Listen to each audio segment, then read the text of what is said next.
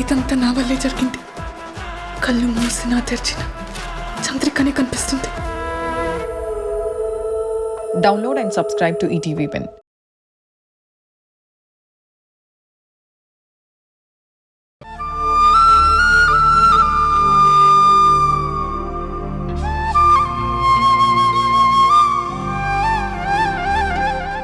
అమ్మా మధు, ఏమైందమ్మా? జాగ్రత్త, లేమ్మా, కూర్చోమ్మా.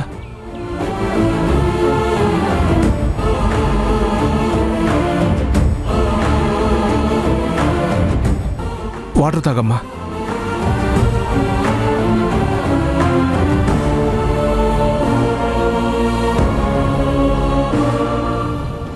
ఏమైందమ్మా? ఎందుకలా పడిపోయావు? నాన్నకిలా అయిందని నిన్నటి నుంచి ఉపవాసం ఉన్నాను.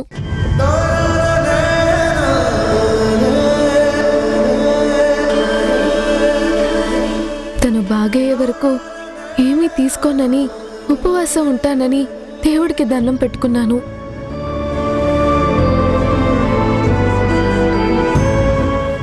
కొంచెం కళ్ళు తిరిగినట్టయింది అంతే అంకుల్, ఏం కాలేదు, భయపడాల్సిన పనేం లేదు.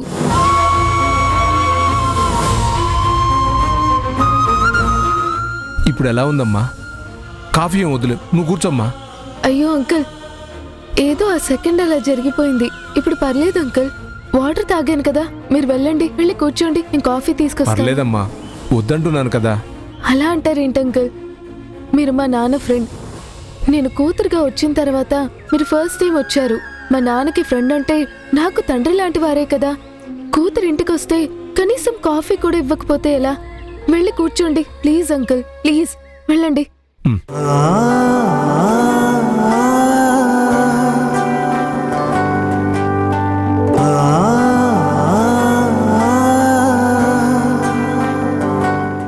చూడరా, అమ్మాయి ఎంత ప్రేమ చూపిస్తుందో. నీకు, నీ మాటకి, నీ ఫ్రెండ్ అయిన నాకు ఎంత విలువిస్తుంది, ఎంత గౌరవం ఇస్తుంది, ఎంత ప్రేమగా మాట్లాడుతుంది. ఈ కాలంలో పిల్లలు ఫోన్ చేయాలన్నా, ఇంటికి రావాలన్నా బరువుగా ఫీల్ అవుతారు, ఏదో ఇబ్బంది పడతారు. అలాంటిది ఇంత గొప్పగా ప్రేమించే ఎదిగిన కూతురు నిన్ను వెతుక్కుంటూ రావడం నీ అదృష్టం రా. నువ్వు ఈ పరిస్థితిలో ఉన్నావని తను కాలేజీ కూడా మానేసి నీకోసం ఇంట్లో ఉంటుందంటే దేవుడు నీకిచ్చిన వరంగా భావించరా. నాన్న అనే మధు పిలిచే పిలుపుకి న్యాయం చేయి. లేనిపోని ఈగోలు, కోపాలు, ద్వేషాలు మనసులో పెట్టుకుని ఆ అమ్మాయిని కసురుకోవడం, విసురుకోవడం చెయ్యకురా. కూతురులా చూడు, తండ్రిలా మాట్లాడు, అవసరాలేంటో తీర్చుకో, బాధ్యతగా నడుచుకోరా. ఇదిగోండి అంకుల్, తీసుకోండి. నానా, బా సూపర్గా ఉందమ్మా. తాగండి.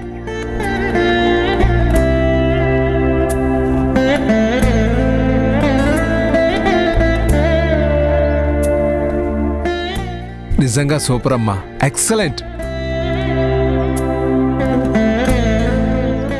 వెతుక్కుంటూ వచ్చి అడిగి మరీ కాఫీ పెట్టించుకొని తాగుతాను.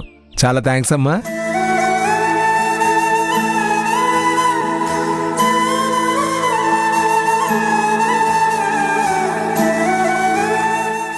సరే, నాకు పనుందిరా, నేను బయలుదేరుతాను. వస్తానమ్మా. అంకుల్, నాన్న ఇంట్లో ఒంటరిగా ఉంటే బోర్ కొడుతూ ఉంటుంది. మీరు అప్పుడప్పుడు వచ్చి ఆయనతో ఇలా సరదాగా మాట్లాడుతూ ఉండండి. ఆయన కాస్త రిలాక్స్ అవుతారు. నలతలు కలతలు అన్నీ పోయి మళ్ళీ మామూలు మనిషి అవుతారు. అలాగేనమ్మా, తప్పకుండా వస్తాను. ఒరే ప్రతాప్, చూడరా, చూసి నేర్చుకో, సరేనా? ఆరోగ్యం జాగ్రత్త. వస్తాను. సరేరా.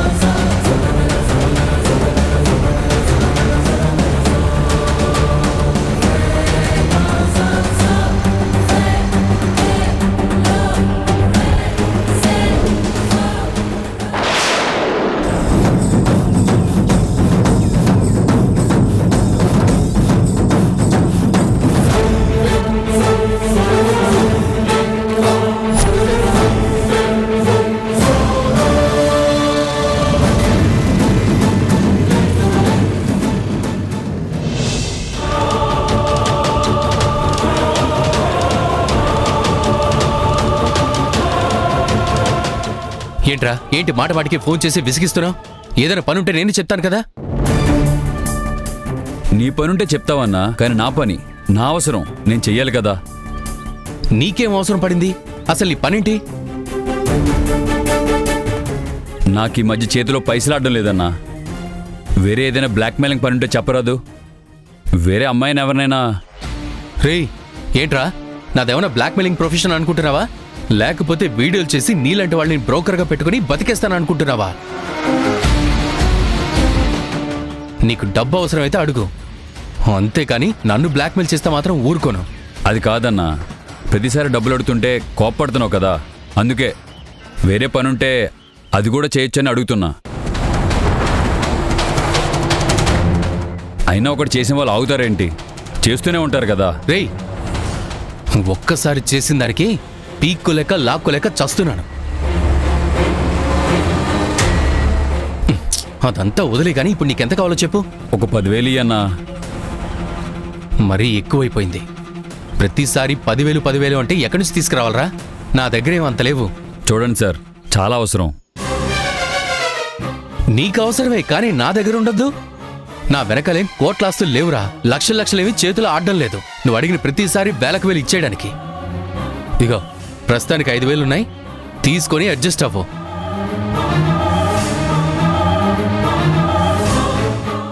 అన్నా, నీకు కాబట్టి పని చాలా తక్కువ ఒప్పుకున్నాను.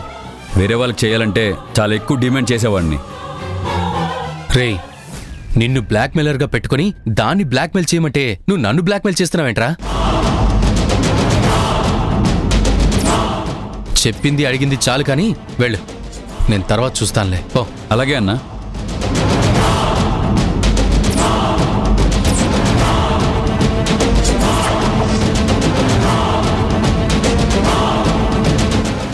ఏడు వీడు ఎక్కడికి వెళ్ళాడు? వాడిని ఫాలో అవుతాను. ఎస్.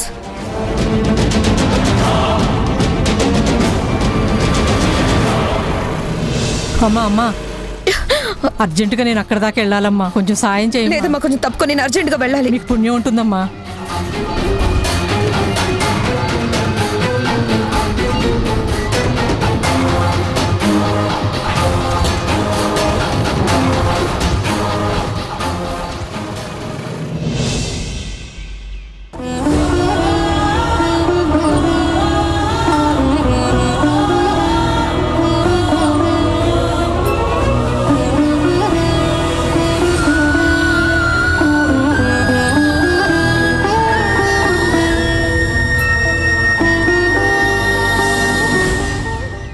శారదా,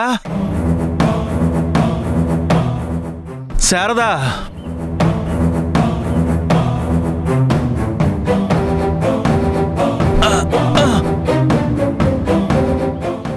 శారదా, ఏంటండి?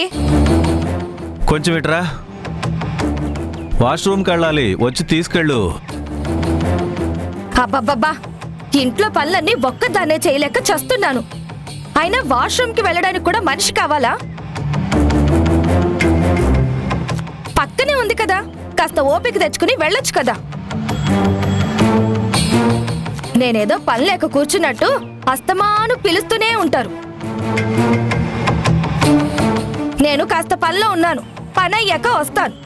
చేతనైతే వెళ్ళండి, లేకపోతే అలాగే కూర్చోండి.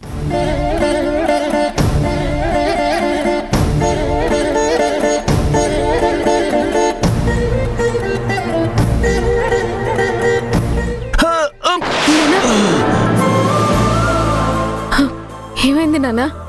నన్ను పిలిస్తే వచ్చేదాన్ని కదా. సారీ నాన్నా, నేను బట్టలు ఆరేయడానికి వెళ్ళాను. వాష్రూమ్ ఏమన్నా వెళ్ళాలా? రండి నాన్నా, నేను తీసుకెళ్తాను. ఏం అవసరం లేదమ్మా. నాన్నా, నాన్నా, మీకు నా మీద కోపం ఉండొచ్చు. నేను జస్ట్ మీరేదో 4 అడుగులు వేయడానికి హెల్ప్గా ఉంటాను. చేతిలో కర్రలా అనుకోండి. నేను మీకు తోడుగా ఉన్నంత మాత్రాన మీరు నన్ను కూతురుగా అంగీకరించాలి అని కండిషన్ ఏం పెట్టను నాన్నా. నేనేమైనా రెస్ట్రిక్షన్స్ పెడతానేమోనని మీరు ఫీల్ అవుతున్నారేమో, అలాంటివేం పెట్టను. మిమ్మల్ని చూస్తూ మీ దగ్గర ఉంటే చాలు. ఇలా మీ అవసరాలకి ఆయాలా సర్వీస్ చేసుకునే అవకాశం ఉంటే చాలు. మాట పడతారు ఎందుకు నాన్న? వాష్రూమ్కి వెళ్లాల్సిన పరిస్థితి వస్తే అది అర్జెంట్, కానీ ఇబ్బంది పడి సర్దుకోవడానికి ఈగోలు ఎందుకు నాన్న? రండి నాన్న, నేను తీసుకువెళ్తాను.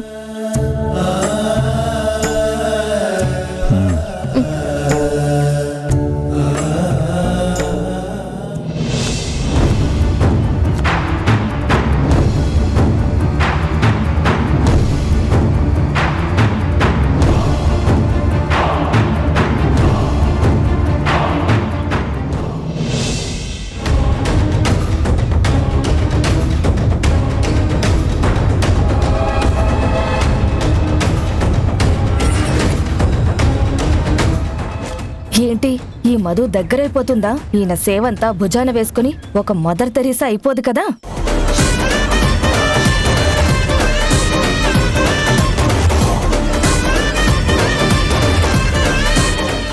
ఏంటండి, ఎవరెవరి సహాయాలు తీసుకోవాలా? కాసేపు వచ్చేదాకా ఓపిక పట్టలేకపోయారా?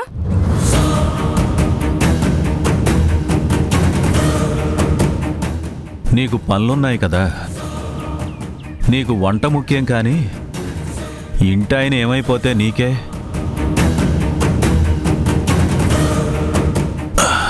నీ తాలింపులు నువ్వు పెట్టుకుని నీ వంటేదో నువ్వు చేసుకోపో.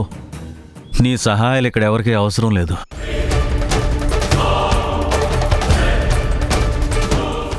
వేయగలిగితే అడుగు వేస్తా, లేకపోతే వెల్లికెంతలా పడి చేస్తా, అంతే. వెళ్ళు.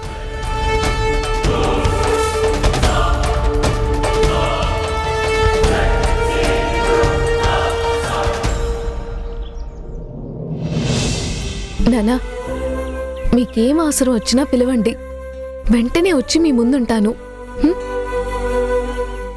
మీరుగా నడిచే ప్రయత్నం చేసి మళ్ళీ మళ్ళీ కొత్త దెబ్బలు తగిలించుకోకండి. ఏదైనా దెబ్బ తగిలితే ఇబ్బంది పడాల్సింది మీరే కదా, బాధపడాల్సింది కూడా మీరే కదా.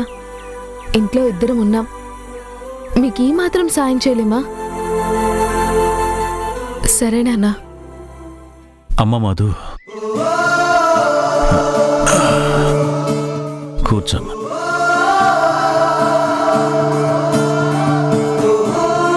ఏంటి నాన్న? పొద్దున ఆవేశంలో ఒకళ్ళ మీద కోపం నీ మీద చూపించాను. నాకు సాయం చేసే నిన్ను లెక్క చేయకుండా చేయి చేసుకున్నానమ్మా. కొట్టాలని కొట్టలేదమ్మా. నా ఆవేశమే తప్పు చేయించింది. బాధపడకమ్మా. సారీ అమ్మా.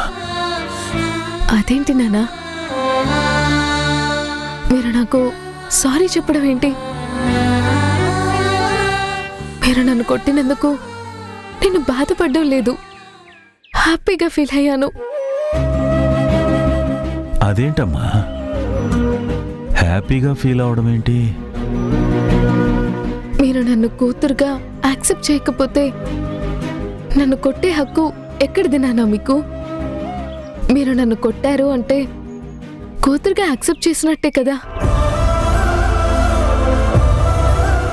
కొట్టే హక్కు మీకున్నట్టే కదా. పిల్లల్ని మాటన్నా మందలించిన తల్లిదండ్రులే కదా. అప్పుడప్పుడు మారం చేస్తే చేయి చేసుకుంటారు. చిన్నప్పుడు అవన్నీ నాకు దూరం అయ్యాయి, ఇప్పుడు దగ్గర అవుతున్నాయి.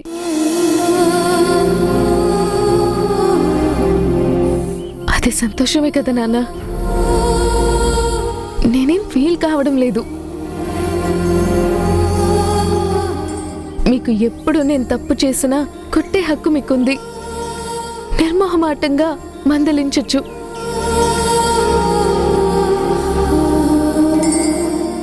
ఎన్నో ఏళ్ల నుంచి నాన్నతో నేనెప్పుడు దెబ్బలు తినలేదే అన్న లోటు ఉండేది. అది తీరిపోయింది నాన్న.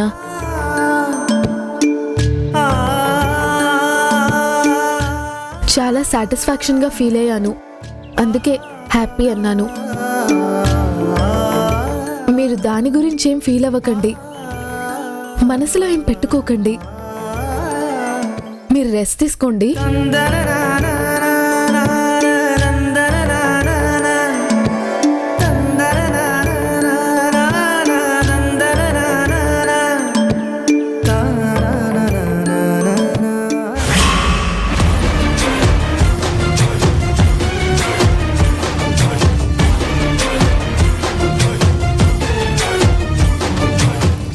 ఏం కావాలి సార్? మంగళసూత్రాలు కావాలి. మంగళసూత్రాల్లో చాలా రకాలు ఉంటాయి బాబు.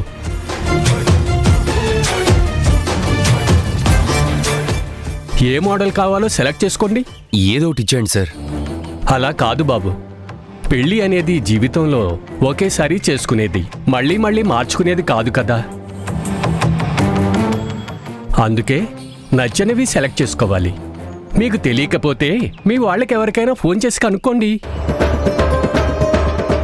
ఇప్పుడు మమ్మీని సెలెక్ట్ చేయమని అడిగితే నీకు చాదస్తం ముదిరిందిరా, అవతల పెళ్లికి తొందర అవుతుందిరా అంటే నువ్వు సెలక్షన్ ప్రోగ్రాం పెట్టేవేంటని చెడామడా తిరుగుతుంది. ఇవేమీ పట్టించుకోదు. ఊరికే వెంటపడ్డం తప్ప ఆవిడికి ధ్యాస లేదు. నా మీదే రివర్స్లో కోప్పడుతుంది. ఏం చేద్దాం? ధరణి చెప్తాం.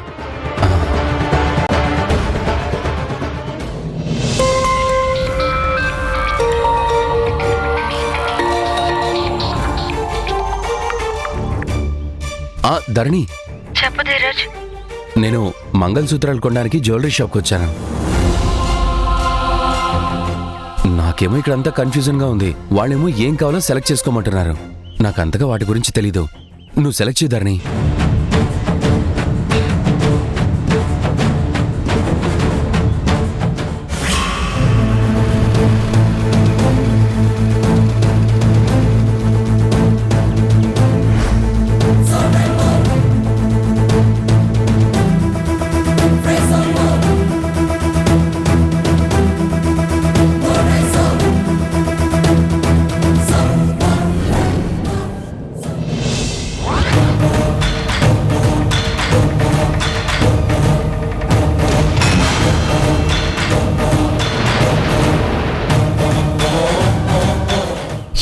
వీడు ఎటెళ్ళిపోయాడు? ఇచ్చుడు.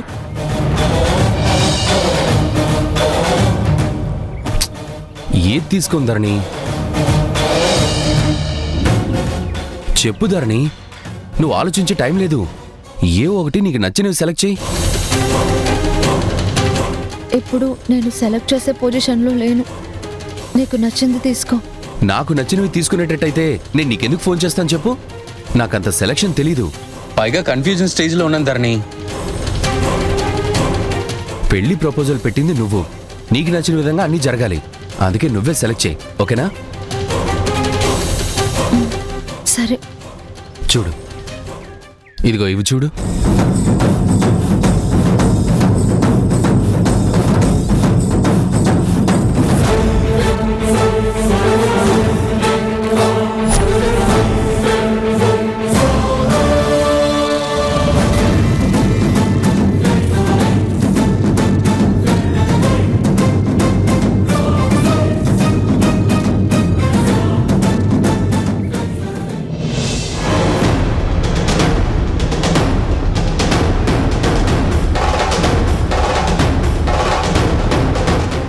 అది తీసుకో Dheeraj. Okay, thank you, bye.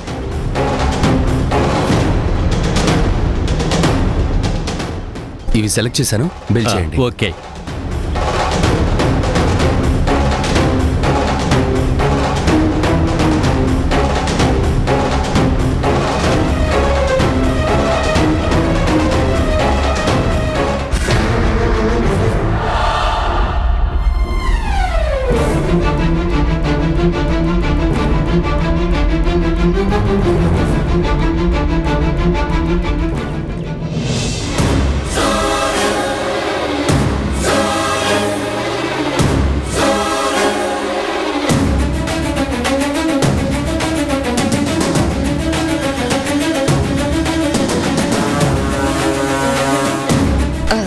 Sir. రండి మేడం, ఏం కావాలి? ఇప్పుడు ఒక అబ్బాయి వచ్చి ఏదో కొనుక్కొని తీసుకెళ్తున్నాడు కదా, తను ఏం కొన్నాడు? మంగళసూత్రాలు తీసుకున్నాడు మేడం.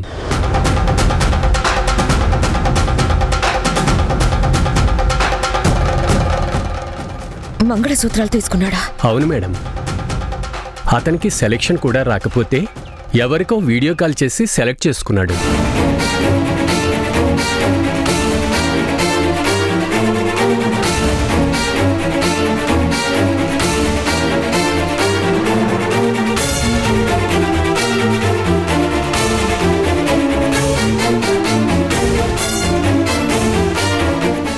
మంగళసూత్రాలు తీసుకున్నాడంటే దాన్ని నేనేదో మాయ చేసి పెళ్లి వైపు తీసుకెళ్తున్నారన్నమాట వీళ్ళు. దాన్ని నేను అడిగితే చెప్పలేని పరిస్థితుల్లో ఉందంటే ఇదే కారణం అయి ఉంటుంది. బ్లాక్మెయిల్ చేసో, మాయ చేసో, దగ్గ చేసో దానికి ఏవో భయాలు పెట్టి వాళ్ళు ధరణిని పెళ్లి చేసుకోవాలని చూస్తున్నారు. నేను అనుకున్నదే జరగబోతుందన్నమాట. అసలు ఈ విషయం ధరణి ఎందుకు చెప్పడం లేదో తెలుసుకోవాలి. నేనేమాత్రం అశ్రద్ధ చేసినా వీడు చాటుమాటుగా దాని మెడలో తాళి కట్టేస్తాడు. వాడితో పెళ్లి జరగనివ్వకూడదు.